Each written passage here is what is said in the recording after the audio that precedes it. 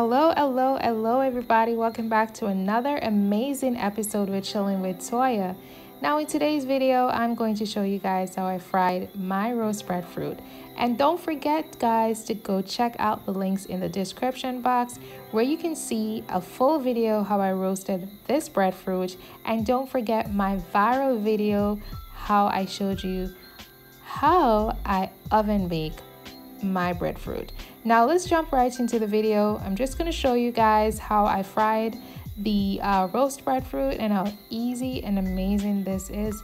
You can use this for many different recipes. You can add it with your ackee and saltfish, you can add it with your beans, your meat, whatever you desire. But let's jump right into the video.